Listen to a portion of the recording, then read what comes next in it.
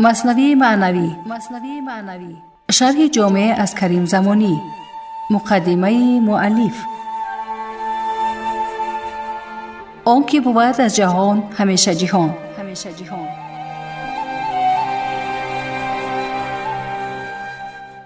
گفتار هشتم. نیست وش باشد خیال اندر روان، تو جهان بر خیال بین روان. قوه خیال گویا که در روح آدمی وجود ندارد، زیرا ظاهرا دیده نشود، لیکن تو ببین که جهان آدمیان با همی پهناوری بر محور خیال می گرده. یعنی قوه خیال بر کل آدمیان حاکمیت دارد و در همگان تصرف می کند، زیرا محرک آنان همانا امیدها و بیمهای مخیل است. بر خیال صلحشان و جنگشان و از خیال فخرشان و ننگشان. صلح و جنگ مردم مبتنی بر خیال است، همچنین فخر و ننگشان نیز از خیال نشأه می گیرد. خیال به فتح خ به معنی وهم و گمان و صورتی که در خواب یا بیداری به نظر رسد، شبه و پیکری که از دور نمودار گردد و حقیقت آن معلوم نباشد و در اصطلاح حاکمان قوه‌ای که وظیفش نگهداری صوری است که به واسطه حس مشترک ادراک می شود و در اصطلاح عارفان به مرتبه از وجود اطلاق شود. اما غالبا در مثنوی خیال بر ظنون و شکوک و اوهام سست یاوه اطلاق شود که گاه بر لحو ذهنها سایه کند و زائل گردد، به آن که نفس الامر در خارج از ظرف ذهن داشته باشد. آن خیالات که دام اولیاست، عکس مهرویان بوستان خداست. این بیت از بیت‌های مشکل مثنوی است و ظاهراً جواب سؤال بدین مضمون است. حضرت مولانا حالا که قوه خیالی تا این درجه در مردم تأثیر و تصرف دارد و همین حرکت‌ها و سکناتشان را موجب می شود، پس بگو ببینیم خیال در اولیاء الله چه نقشی دارد؟ آیا آنان نیز همچون آمگان اسیر و بندی خیالاتند؟ مولانا در جواب می گوید آن خیالاتی که اولیاء الله بدان دلبستگی دارند این عکاسی است از جمال زیبارویان بوستان الهی. کلید فهم بیت در روشن شدن مقصود از مهرویان بوستان خدا است، اگر مراد از آن معنای غیبی از قبیل واردات و احوال قلبی و شکوفایی یا کرامات باشد، البته موجب ارضا و رضایت خاطر اولیاست و چی بسا دلبستگی بدین امور دام آنان گردد. به این معنی که اگر ولی از اولیا بدین مرتبه قناعت کند و در این موقع متوقف شود، قهراً امر مطلوب نیست، چی در این صورت گرفتار حجاب نورانی شده است. به این معنی بیت فقر در نقد و قطع آن دست از خدا مردانی است که در یکی از موفقیت‌های سلوک توقف می‌کنند، در یکی از مواقف سلوک توقف می‌کنند و این البته نزد عارفان بلند مرتبه نوع قهر و وبال است. وجه دیگر را اکبرآبادی گفته است. او میگوید خیالات اولیا پرتو معلومات ذات حق است و خیال این طایفه حقیقت دارد و آنچه در خیال ایشان نمودار شود در عالم محسوسات عین آن تحقق یابد.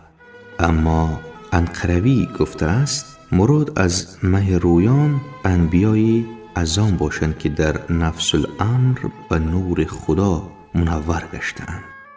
در این باره نیکلسون نیز گفته است مهرویان یعنی صفات جمال حق که این صفات به صورت الهام در دل ولی منعکس می شود. آن خیالی که شه در خواب دید، در رخ مهمان همه آمد پدید. آن خیالی که شاه در خواب دیده بود در چهره آن مهمان غیبی نمایان شد. شه بجای حاجبان فاپیش رفت، پیش آن مهمان غیبی خیش رفت. هر دو براه دریایی نیک آشنا بودند و شناگری می دانستند، یعنی هر دو تن سالک دریای حقیقت بودند و این هر دو جان که بر حسب ظاهر از هم جدا بودند در عالم معنا با هم دوخته شده بودند، یعنی با هم اتحاد داشتند. گفت معشوقم تو بودستی نه آن، لیک کار از کار خیزد در جهان. شاه با رعایت ادب به مهمان غیبی خود گفت معشوق حقیقی من تویی نه آن کنیزک، لیکن در این دنیا از یک کار دیگری حاصل آید. کار از کار خیزد از ضرب المثل های مشهور ما. نیکلسون در شرح مصری دوم میگوید حق تعالی معمولا در این دنیا به وسیله اسباب امکانی کار میکند. عشق شدیدی پادشاه به کنیزک سبب رنج آوری او بود که به نوبت خود سبب استغاثه او برای طلب کمک از خداوند بود، تا آنکه حکیم الهی بر او ظاهر شد. بنابراین عشق مجازی شاه به عشق حقیقی تبدیل یافت. ای مرا تو مصطفی من چون عمر، از برای خدمتت بندم کمر.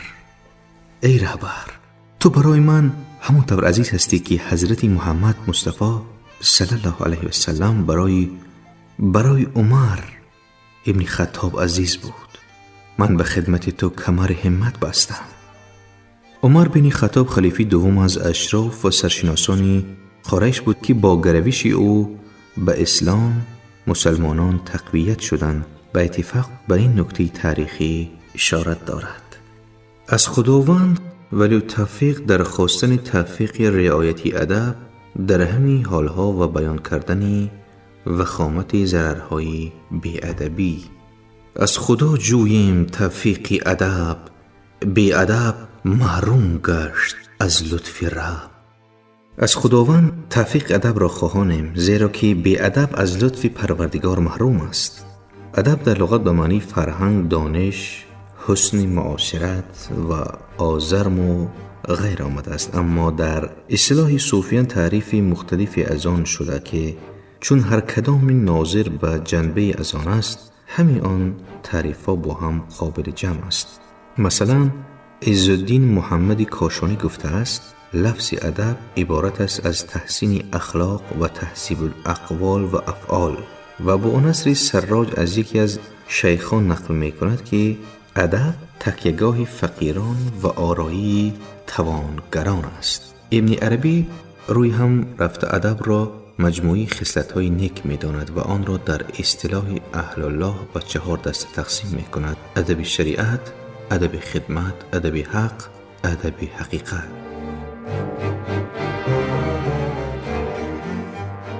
نیکلسون نیز با الهام از ابن عربی می گوید ادب را می توان مجموعه خصلت‌ها، احساسات و رفتار دانست که ثمره فرهنگ روحانی است. مولانا در بیت‌های پیشین تصریح کرد که آن شاه نسبت به حکیم الله نهایت ادب را رعایت کرد، درست مانند احترامی که عمر خلیفه دوم نسبت به پیامبر صلی الله علیه و سلم خواهد بود. به هر حال به اتفاق اشاره می دارد که سالک مبتدی باید نسبت به دلیل و پیر خود ادب را رعایت کند. بی ادب تنها نه خود را داشت بد، بلکه آتش در همه آفاق زد. شخصی بی ادب نه تنها خود را دوچار بلا می کند، بلکه سراسر جهان را در آتش فتنه خود می سوزاند. مائده از آسمان در می رسید، بیچاری و بیع و به گفت و شنید. رزق روزی الهی به هیچ رنج و زحمت و داد و ستد از آسمان بر قوم موسی علیه السلام فرو می بارید. در آیه 57 سوره بقره آمده است و ابر را بر شما یعنی بنی اسرائیل سایه افکندیم و من سلوا را برای شما روزی کردیم و گفتیم که از رزق پاکیزه که به شما بخشیدیم بخورید و آنان نه بر ما که بر خود ستم کردند. در آیه فقط جمله محذوفه است که آن را به هنگام ترجمه منظور داشتیم. جمله محذوفه این است: قلنا لکم. از این گونه حذفا در آیات قرآنی فراوان یافته آید. مفسران در معنی من گفتند من ماده است سمغ مانندی که بر درختان نشیند و مزه همچون انگبین و عسل دارد. بعضی نیز گفتند من نان لطیف و نازک بوده است و این قول مطابق با روایات تورات است. درباره سلوا نیز گفتند آن پرنده است سپید مانندی بلدرچین. نیز گفتند مرغی است سرخ از گنجشک بزرگتر. در میان قوم موسی چند کس به ادب گفتند کو سر و عدس. در میان قوم موسی علیه السلام چند نفر آدمی به ادب گفتند پس سر و عدد کو؟ در معنی مذکور بی ادب را صفت چند کس گرفته ایم که قید نیز تواند بود، یعنی بی ادبانه گفتند.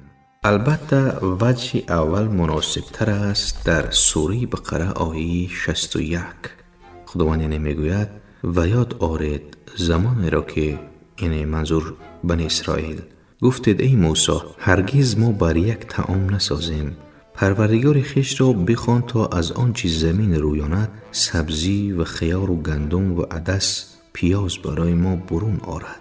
بنی اسرائیل به دنبال نعمتایی که یافتند به دل سیری و ناسپاسی افتادند. استاد فروزانفر میگوید در بیت فقر ذکر سیر بدان سبب است که فمها در آیه 60 بقره به سیر مقابل پاییز تفسیر شده و یا آن که بعضی از قراءه سومها خوانندند. منقطع شد خوان و نان از آسمان مان رنجی زرع و بیل و داسمان. بار دیگر که حضرت عیسی نبی آن نان و سفره آسمان قطع شد و برای ما زحمت زراعت و شخم زدن و درویدن باقی ماند. باز عیسی چون شفاعت کرد حق خوان فرستاد و غنیمت بر طبق.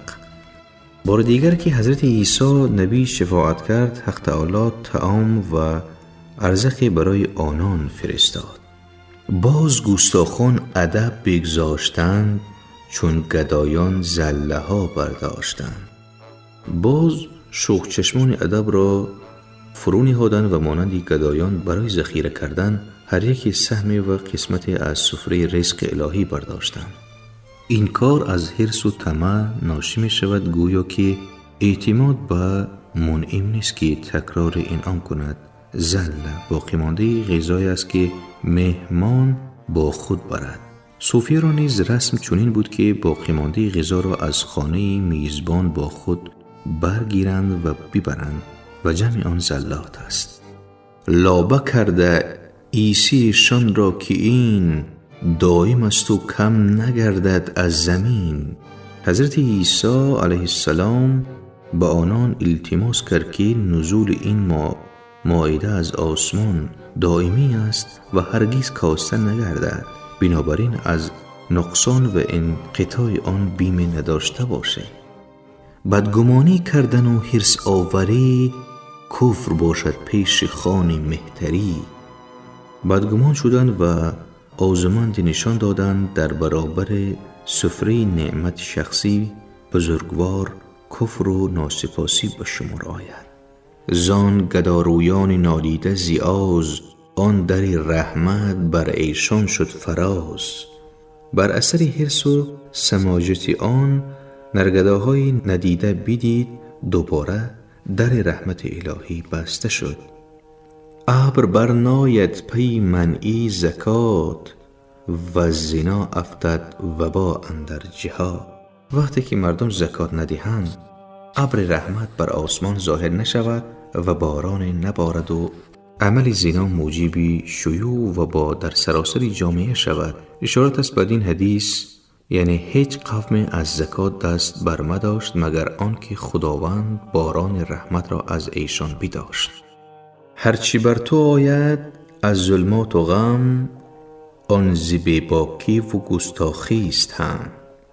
هر مصیبت و اندوهی که به تو روی آرد تماما نتیجه بی‌پروایی و گستاخی خود توست، چنان که در قسمت از آیه 29 سوره نساء آمده است، یعنی و هر آن بدی که به تو رسد از خود توست. مولانا عقیده دارد که هر عمل و نیت نتیجه خاص خود را دارد و اما نتیجه هر عمل لزوماً همجنس عمل نیست.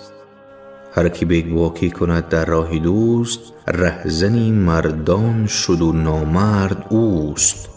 هر کس در راه دوست، میگوید مولانا، گستاخی کند، راهزنی مردان الهی است، یعنی هم گمراه است و هم گمراه کننده و البته چنین کسی را نامرد میخوانند. از ادب پرنور گشت است این فلک و از ادب معصوم و پاک آمد ملک.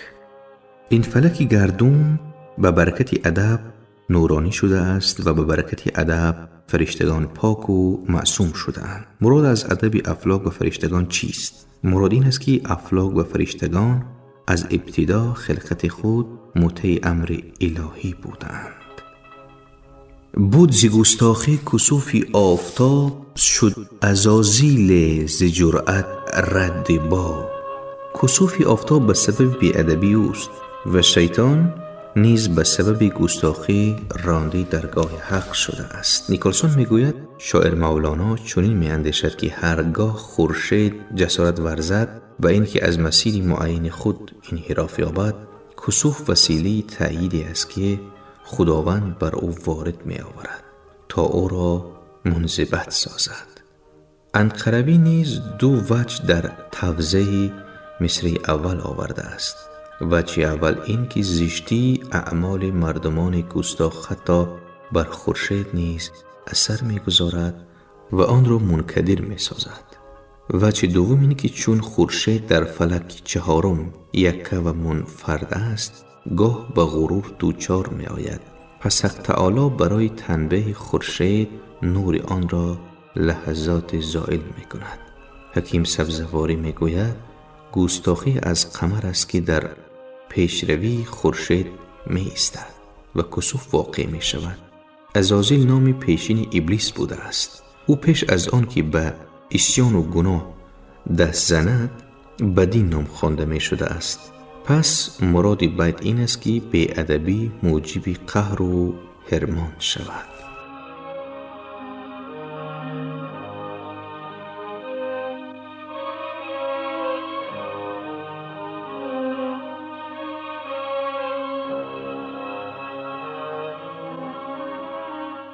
ملاقات پادشاه با آن ولی که در خوابش نمودند.